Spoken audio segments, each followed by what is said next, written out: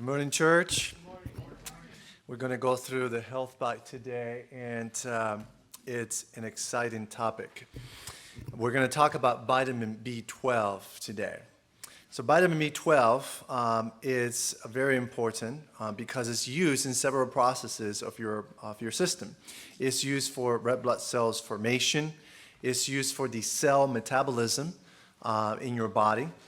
Vitamin B12 is also used for nerve function. It is also used for DNA production.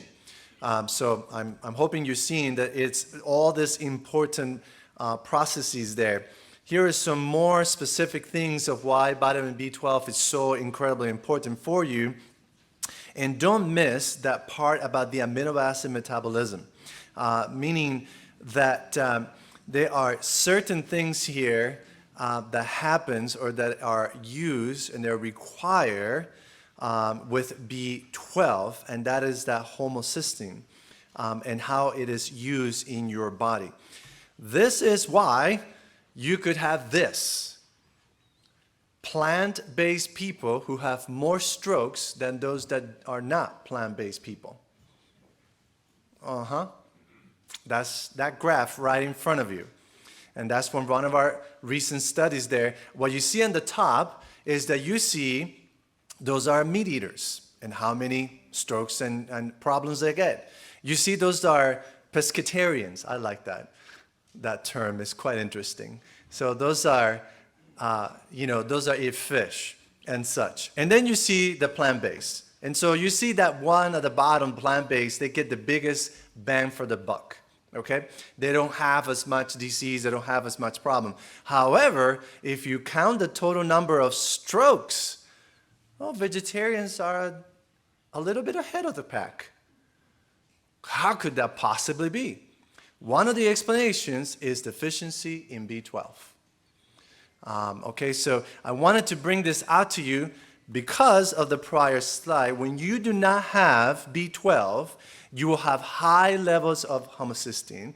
This will increase the plaque formation in your arteries, which will then end up in atherosclerosis, which will end up in a stroke or a heart attack. So, I hope you're beginning to see that this is important.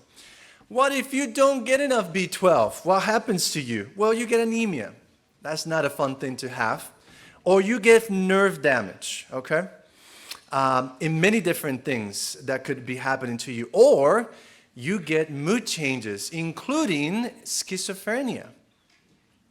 It could affect your mind so badly that you just are not coherent about you at all in what you're thinking and the things that are there.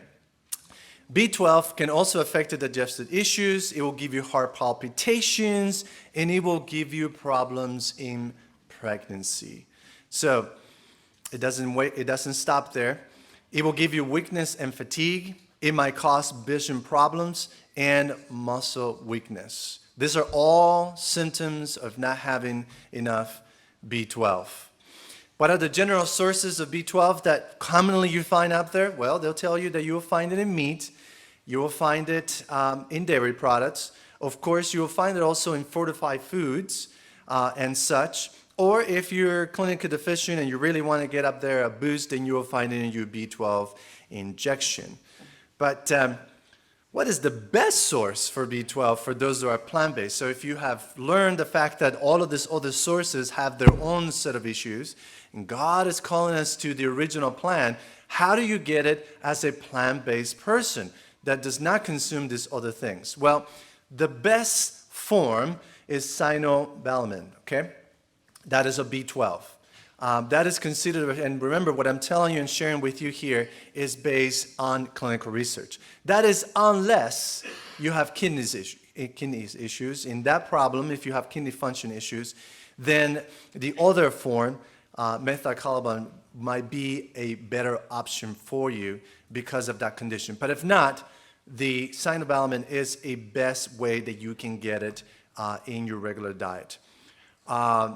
What is the best form to take it? it is best to take it by itself in a chewable, sublingual, or liquid form. Because when you put it together with other things, it might not be as effective or might cause already interactions in it. And notice that below my presentation, I'm giving you the full link where you can get all the clinical studies that are behind this data that I have shown you here, which have been compiled by Dr. Michael Greger. Incredible research there. How about the dosage? Normally recommended 2,000 once a week, okay? Not every day, or 50 micrograms daily. Normally once a week is what works well for us. We just try to remember once a week, get that B12, and it's a good safety. Normally you would have gotten it from working in your garden, but today we don't work in gardens. We go to the grocery store. And so in light of that, this is a good part, unless you're 65 and older. And in that case, it is recommended, because you lose the ability to absorb, about 1,000 mcg per day. That's just to keep good status because of all of the different methods that it is involved with. How do you know? This is incredibly important. You need to know your D3, you need to know your B12 on a yearly basis at minimum. Please get your overall examination to make sure that you can do this. Can you go and get it yourself? Absolutely. There are two links right here. These are national labs where you can order your own B12 test. They go draw the blood and you get your results. And those are the links right there for you so that you can get it. Very, very important. But wait a minute.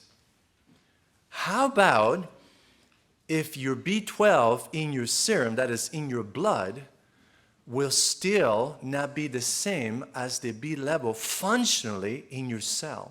That is, you could still show adequate levels of B12, however, functionally in your cells still be deficient. Isn't that incredible? Now, this is something, I'm 42 years old today, and I did not know this. Okay? I did not know this. That there is another way for you to measure the functional level of B12.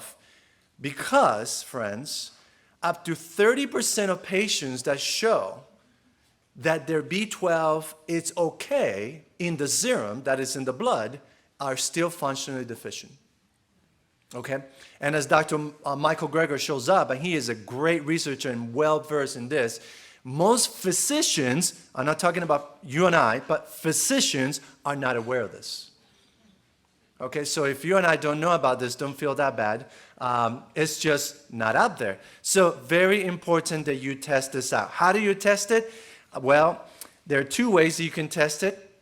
Normally you test it by methylmalonic acid, or MMA, and that's a simple test that you can take in your urine, or you can test it in your blood, or you can test the homocysteine directly. And this will tell you not only how your B12 is doing, but also a body of B12 that is needed for homocysteine synthesis, which is B9 or folate. Very important in your overall health. Again, these are the links if you want to take a picture of how you can get this and be able to be tested. Very important that you know your levels of B12. Your goal is to be in the single digits in your tests. If you're above the single digits, there's something functionally not right. You want to look a little bit further into this and understand what it is there. Why is this important, friends? Because God wants you and I to have health, but not just any health, abundant health.